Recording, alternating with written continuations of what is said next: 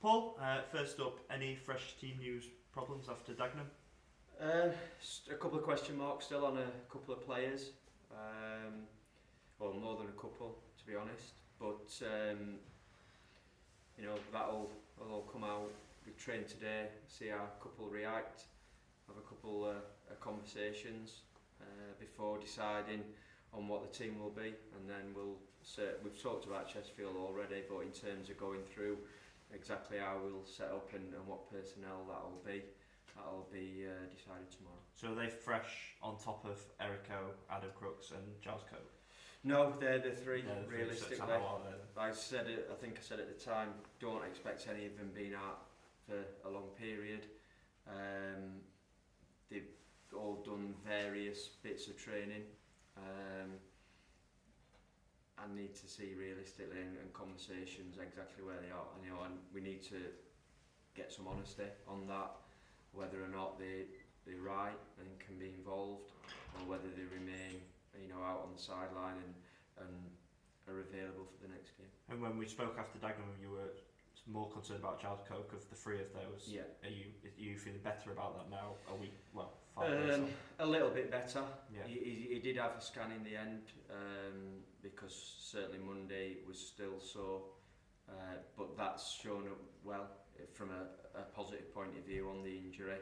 No real damage there that you wouldn't expect from someone of his age that's played football for as long as he has. So that was good news.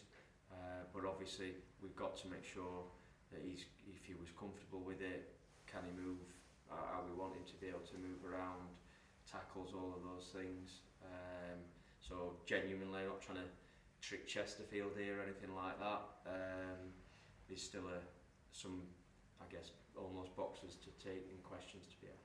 Is John McAtee suspended? Did you appeal that red card, or was there any footage? No, the footage that we could get wasn't very clear in truth, and what we did have, I don't believe we would have got away with it.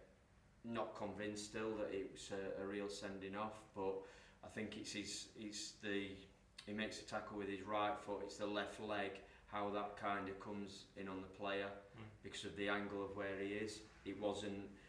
I think when someone's clearing a ball up the line, if the player's sort of in front of him, that's fine. John was almost sort of side onto him. Yeah. So it's that left leg. So it kind of almost looked a bit like a scissor action. Like I said, I don't think it's a sending off in general, but at the same time, I don't think for a second we'd have won the appeal. So we didn't do that. Didn't want to risk losing him for another game. Yeah. So he misses out. So is that 3 games or 1 game? That'll be 3 games.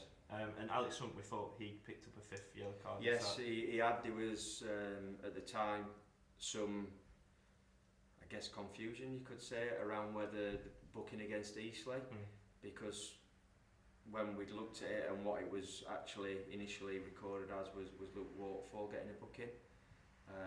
So we chased that up, and it turned out it was Alex that was booked he was booked at the time obviously, but it was for something a couple of minutes earlier from play continuing. So he's suspended as well. So does that leave you a little bit light in midfield if Giles is 50-50, not to put words in your mouth, and Alex is suspended then? Absolutely. Not ideal. Chesterfield, I'm sure, will be either listening to this, reading it and saying, well, we've got our injury problems. I think everyone does at some point. Said before, sometimes it's amazing how things come in one area or the pitch. It's not ideal, but we get on with it. We've got a very tough game coming up, but one that we're looking forward to. One I'm sure there'll be a really great atmosphere inside Blundell Park this weekend. And we know we've got to be at it to stop Chesterfield getting on top of the game and getting another victory, which they've been good at doing so far this season. Have you made any decision about Max Crocombe getting an extended run in goal? Yeah, I'll have made my mind up on that. As I'm sure you can guess, I'm not going to tell you what that decision is, but that certainly is settled in my mind. Yeah. Okay, and looking ahead now to Chesterfield, obviously at the weekend, what have you made to their start really riding a crest of the wave, not just for the league, but obviously winning the FA Cup and then drawing Chelsea? That's given them an even bigger lift, if you like. Yeah, I mean, it's great for the club financially, great for the players' confidence and everyone, you know, involved, the fans. As you say, they've had a good start, and I look at them, they're local to me. I get to obviously know or hear a lot of news, read a lot of news on them. When they went down, they had a period where they were really struggling. You know, to the point where they were talking about being relegated from the National League, and it shows how things can turn around. I'll be honest, I'm not quite sure what's happened there in terms of the finances, because from being a club that was supposedly really struggling, they suddenly go and sign a striker. You know, that's fair play to them. I'm not criticising them for doing so, but certainly a difference of setup or finances available, and they've done extremely well. We played in the last game of pre-season, obviously, beat us 2-1. Thought it was a good game though. They certainly started better, finished better. We had the middle part of that game, and it was a good quality game. At the same time, I think they've not changed altogether. I think the system they changed a couple of times within that.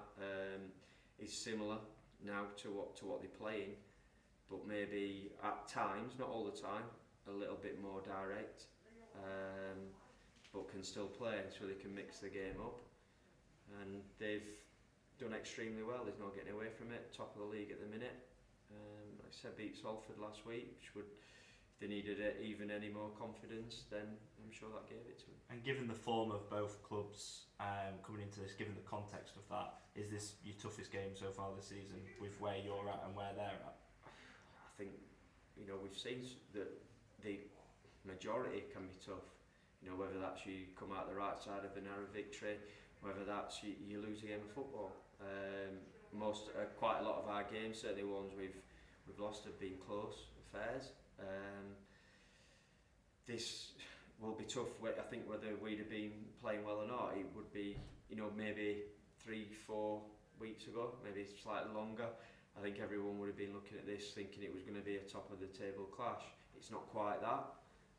However, we're still, you know, in the upper end of the division, but there's no getting away from the fact we would have liked to have gone into it with better results behind us, of course. At the same time, I think it's, you know, a game that, as I said, we've got to look forward to. You know, that's what I want the players. I want them to embrace the challenge, and let's see what we can do.